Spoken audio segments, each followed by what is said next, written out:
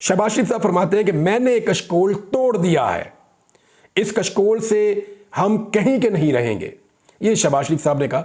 Detail statement जो है वो बड़ा लंबा है शहबाज शरीफ का और बड़ा बोरिंग भी है, लेकिन फिर भी मैं आपको बता देता हूँ थोड़ा सा। उन्होंने कहा कि मुत्तहिदा अरब अमारात से कर्ज नहीं लेंगे, मुश्तरका सरमायाकारी चाहते हैं, कशकोल तोड़ दिया है, इस कशकोल से हम कहीं के नहीं रहेंगे। और इस तरह उन्होंने कहा और फिर अनाउंस कर दिया जी बहुत ज़्यादा पैसे आने वाले हैं, 60% नौजवान है। वो बातें जो इमरान खान साहब बताते थे इन्होंने भी याद की हुई हैं, लेकिन प्रैक्टिकली ये कहाँ खड़े हैं वो मैं आपको अब बताता हूँ। अच्छा, ये वही शहबाज शरीफ हैं जिन्होंने कहा था बेगर्स आर नॉट चूजर्स। सबसे ज़्यादा मांगने का रिकॉर्ड भी इनका है, दुनिया से सबसे ज़्यादा पैसे मांग कर लाने वाले भी यही लोग हैं। और अब ये दावा कर रहे हैं, हाल ही में इन्होंने पैसे मांगे हैं, बार बार ये पैसे मांगते हैं और दावा ये कह रहे हैं कि मैंने कशकोल तोड़ दिया है। जमात इस्लामी क्या कह रही है? उन्होंने कहा लोगों से कहो कि इन्वेस्टमेंट लेकर आओ पाकिस्तान में और अपनी इन्वेस्टमेंट यहाँ से ले जाओ।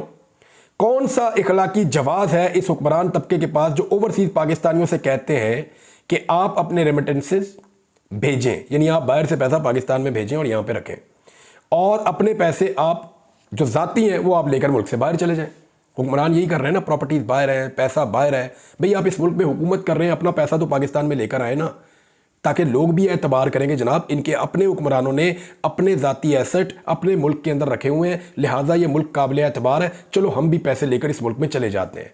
अब वो जो बंदा सबको कह रहा है कि इस कारोबार में डाल दो या इस मुल्क में पैसे डाल दो, अपने पैसे उसने बाहर रखे हुए हैं, तो कौन उसकी बात पर यकीन करेगा? कोई यकीन नहीं करेगा ना। मिसाल के तौर पे मैं आपको ये कहता हूं कि ये फलां कारोबार है, इसके अंदर आप 1 लाख रुपया लगा दें और मैं अपना 1 रुपया उसके अंदर लगाने के लिए तैयार नहीं, या 10 रुपया उसके अंदर लगाने के लिए तैयार नहीं हूं। मैंने अपना सारा पैसा किसी और कारोबार में लगाया हुआ है और आपका कहीं और लगा दूंगा, क्योंकि मैं उसका रिस्क ले नहीं रहा और आपको कह रहा हूं ये रिस्क आप ले लें। तो लोग बेवकूफ़ तो नहीं है। लोग सबसे पहले मुझे ये पूछेंगे कि भाई तू ये बता कि तुमने खुद इसके अंदर कितने पैसे लगाए हुए हैं।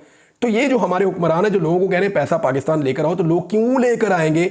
अब मैं आपको बताता हूं कि पाकिस्तान में पैसा क्यों नहीं आ रहा और इस वक्त आदादो शुमार क्या है।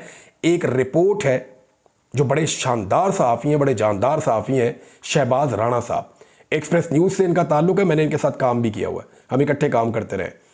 उन्होंने जो रिपोर्ट जारी की है उसने सारा कुछ उदल पदल करके रख दिया है और जितनी कारकर्दगी थी सबका भांडा फोड़ कर रख दिया है। यानी ये बिजली बनकर गिरी है खबर हुकूमत के ऊपर और हुकूमत के जो सहूलतकार हैं उनके ऊपर भी। खबर ये है कि पाकिस्तान के अंदर जो बाहर से लोग लाकर पैसा सरमाया लगाते हैं, सरमायाकारी करते हैं, मुल्क के अंदर इन्वेस्टमेंट करते हैं, वो 50 साल की कम तरीन सतह पर पहुंच गई है। 50 साल का रिकॉर्ड तोड़ दिया शहबाज शरीफ ने। वो कह रहा है कशकोल तोड़ दिया, खबर कह रही है रिकॉर्ड तोड़ दिया। शहबाज शरीफ ने कशकोल नहीं तोड़ा, शहबाज शरीफ ने 50 साल पुराना रिकॉर्ड तोड़ दिया है कि सरमायाकारी पाकिस्तान में इतनी कम कभी नहीं हुई थी जितनी अब हुई है। और सिर्फ अपनी बेइज्जती नहीं करवा रहे, पाकिस्तान के इदारों की आला शख्सियात की भी बेइज्जती करवा रहे हैं। कैसे करवा रहे हैं अभी बताता हूं मैं आपको। सरमायाकारी का हदफ जो है वो पहले ही कम था, 15.1% मुकर्रर किया गया था, लेकिन ये 13.1% रही है। सरमायाकारी जो कम हुई है उसने हुकूमत के कर्जों के ऊपर इन्हिसार में इजाफा कर दिया, ये खबर कह रही है। अब मैं आपको एक इदारे के बारे में बताता हूं।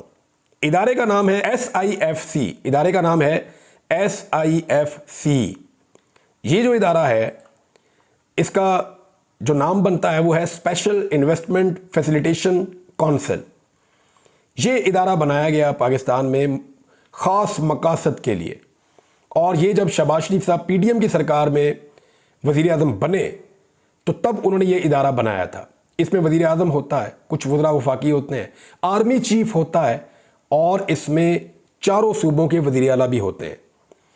इसका मकसद ये था कि सरमायाकारों को तरगीब देना कि वो पाकिस्तान में ज़्यादा से ज़्यादा सरमायाकारी करें, और इरादा ये था कि पाकिस्तान में बहुत बड़ी सरमायाकारी लेकर आना। अब ये इदारा बनने के बाद तो सरमायाकारी बढ़नी चाहिए थी ना, तो सरमायाकारी इस इदारे के बनने के बाद बढ़ने की बजाय हुआ क्या, मजीद नीचे चली गई, मजीद डाउन चली गई, बल्कि 50 साल का रिकॉर्ड टूट गया।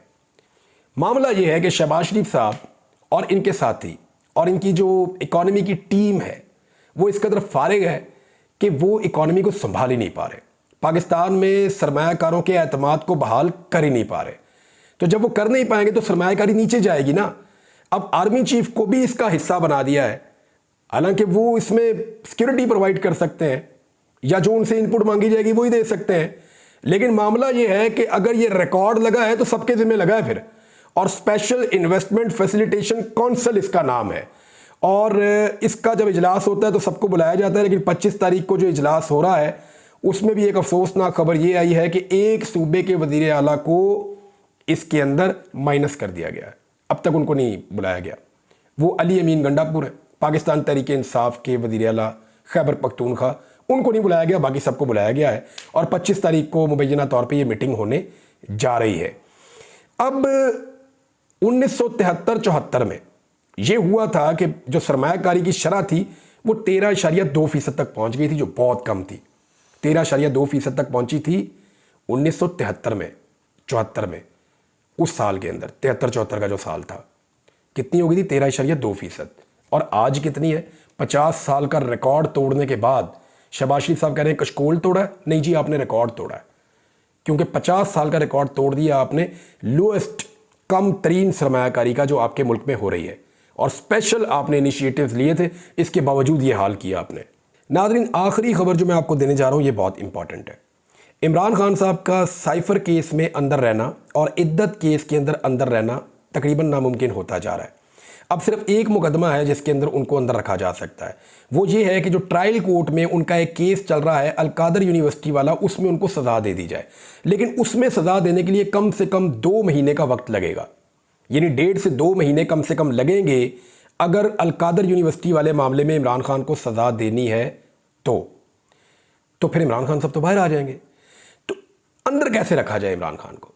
अंदर अगर इमरान खान को अब रखना है तो सिर्फ एक रास्ता बचा है, और वो दोबारा से तोशा खाना, कि तोशा खाना को एक मरतबा फिर ट्राई किया जाएगा, एक मरतबा फिर, क्योंकि इन्वेस्टिगेशन की सतह के ऊपर कुछ चीज़ें पहुंचाई गई हैं, उनमें इमरान खान साहब की गिरफ्तारी डाल दी जाएगी और कोशिश की जाएगी कि मज़ीद इसको ड्रैग किया जाए उस वक्त तक जिस वक्त तक ये जो अलकादर यूनिवर्सिटी वाला केस है उसका दोबारा फैसला हासिल नहीं कर दिया जाता इमरान खान के खिलाफ। और अगर तोशा खाना का केस ना बन सका तो याद रखिएगा कि साइफर में और इद्दत केस में, ये 2 ही रह गए, इनमें इमरान खान साहब फिर अंदर नहीं रहते। बहुत मुमकिन है या तो वो 1-1.5 हफ्ते में बाहर आ जाएंगे या फिर ये मामला लटक जाएगा आइंदा चंद महीनों तक, अगर उनकी नई गिरफ्तारियां डाल दी गई तो। साइफर केस में एक चांस लिया है FIA ने, क्योंकि वहाँ पे chief justice Islamabad high court मौजूद हैं और उनके बारे में तहरीक इंसाफ को ये खदशात है कि शायद वो वापस रिमांड बैक करके और इस केस को दोबारा ट्रायल कोर्ट को भेज दें, इमरान खान को जेल में ही रहने देंगे, दोबारा केस चलाएं नए सिरे से। लेकिन अगर वो ये करेंगे तो ये एक के साथ ये मैच पड़ सकता है, यानी 2 रुकनी बेंच है, एक जज इधर जा सकते हैं, एक इधर जा सकते हैं। ऐसी सूरत में ये मामला जो है वो रेफरी जज को चला जाएगा, और बाकी जो 6 जजेस हैं ये वही जजेस हैं जिन्होंने सुप्रीम कोर्ट ऑफ पाकिस्तान को मुदाखलत का ख़त लिखा हुआ है, तो वो तो मुदाखलत होने नहीं देंगे।